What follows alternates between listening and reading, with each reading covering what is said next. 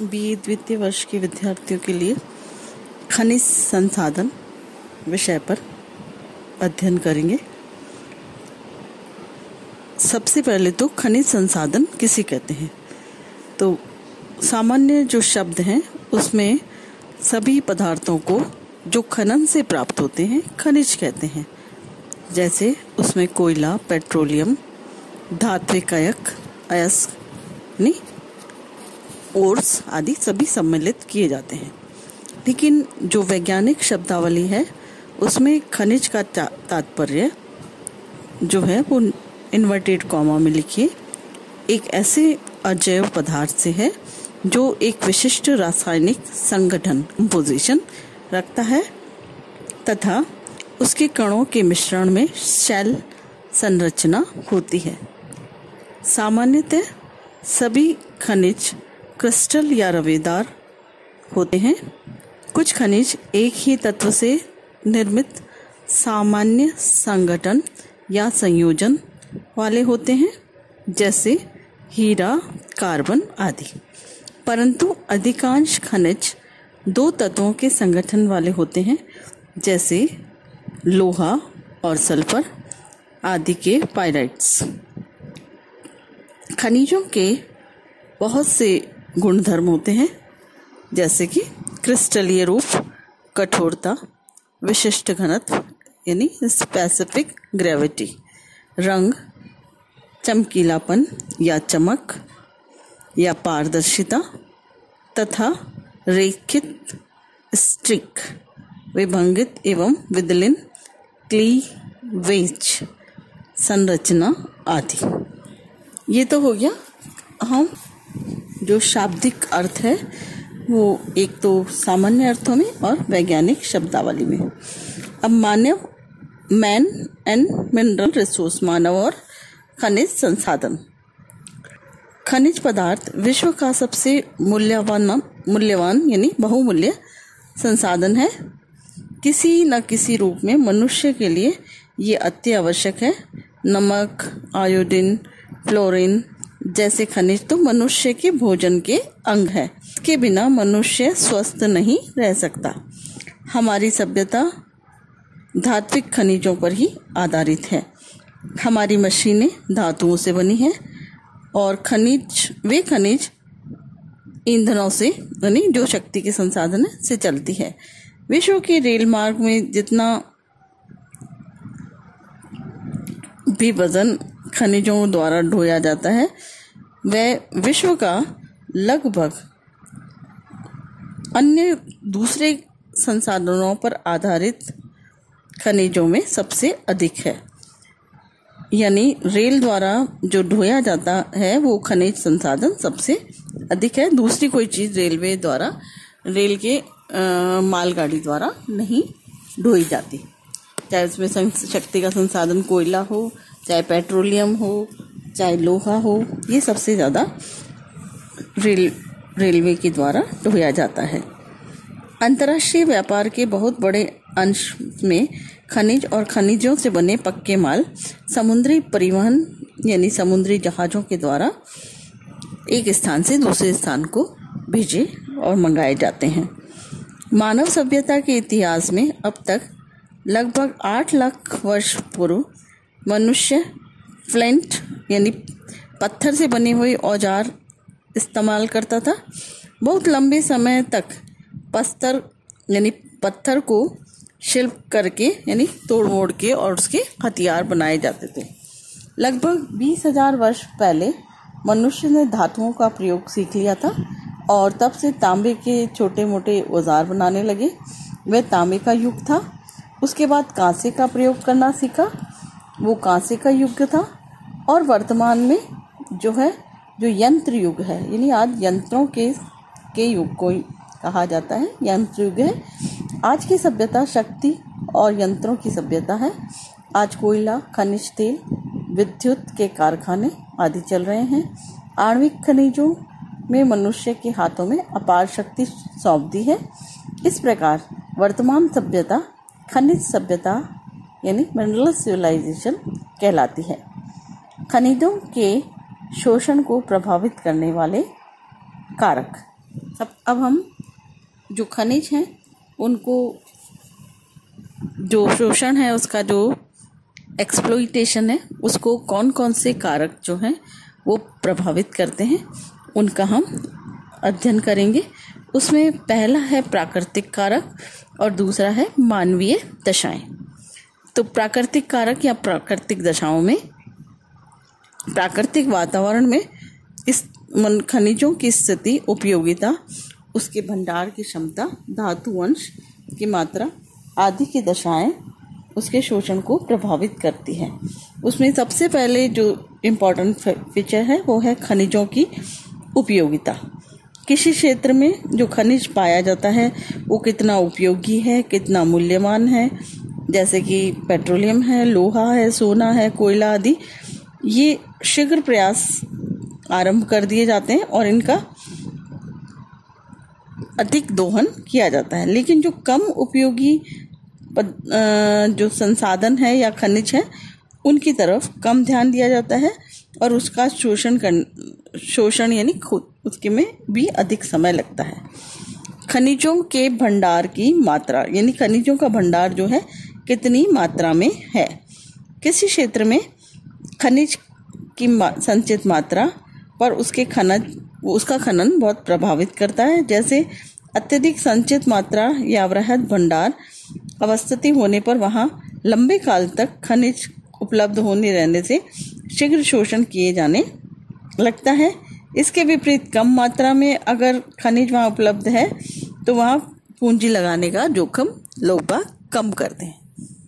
तीसरा कारण है खनिजों में धातु तत्व की मात्रा, यानी वो उसमें कितनी प्योरिटी है, उसमें कितना खनिज का अंश पाया जाता है, इस पर भी आधारित है। यानी खनिज में धातु अंश की मात्रा कितनी है, आर्थिक दृष्टि से वो कितना उपयोगी है और उसके शोषण, खनिज के शोषण को संभव है। उदाहरणतः पृथ्वी के किसी ऊपरी परत पर 4 से 6% लोहा पाया जाता है, परंतु वह लोहा अन्य अशुद्धियों के साथ मिश्रित है। अतः आर्थिक दृष्टि से केवल लोहा धातु ही निकाला जाता है।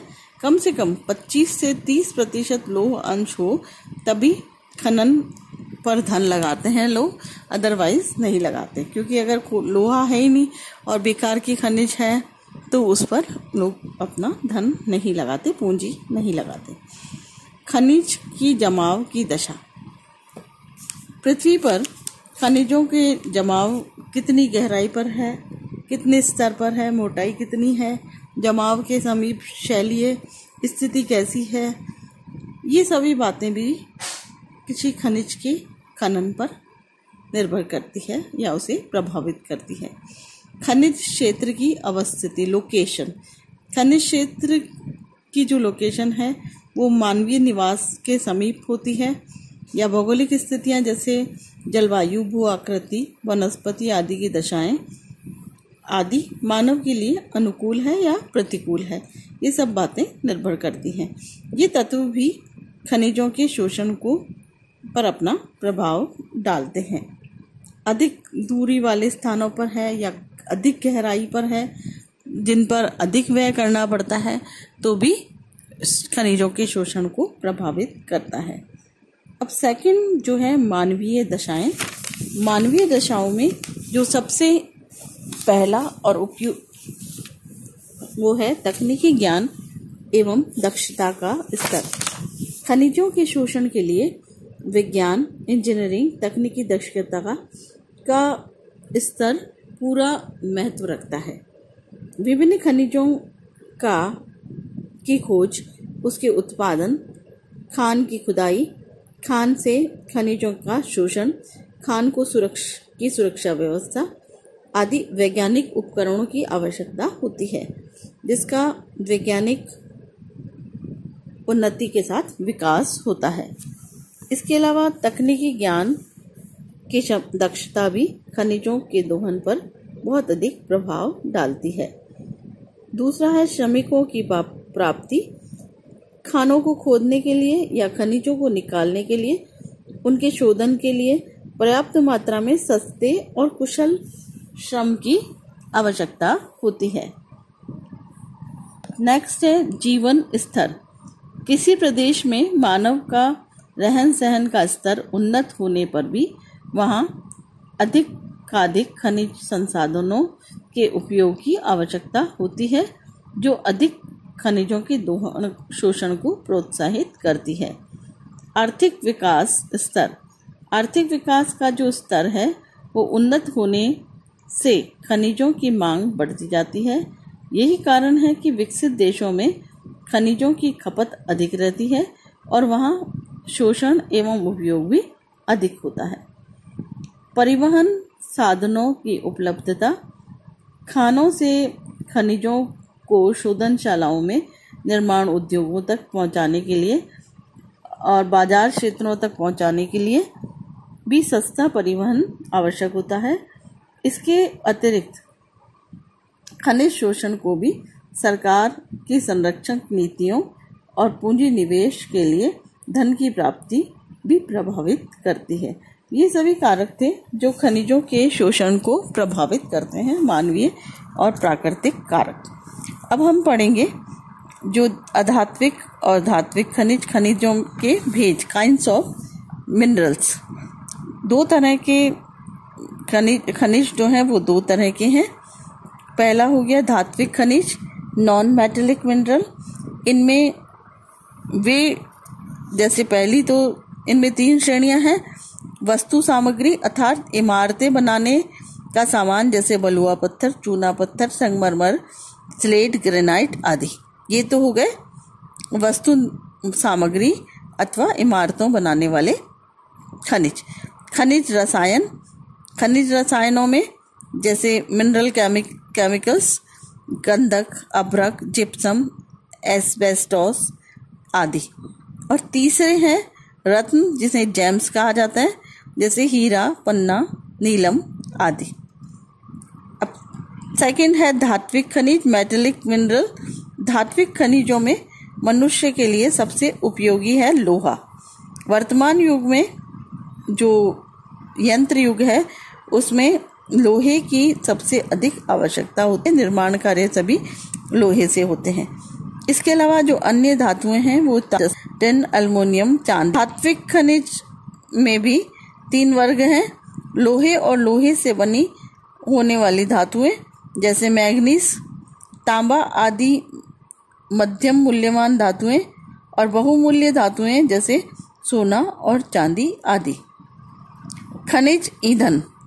ऐसे खनिज जिनका उपयोग ईंधन के रूप में शक्ति उत्पादन के लिए किया जाता है, जैसे कोयला, पेट्रोलियम, यूरेनियम, थोरियम। इन्हें शक्ति संसाधन के नाम से पुकारा जाता है। कल हम लोहे के विषय में पढ़ेंगे।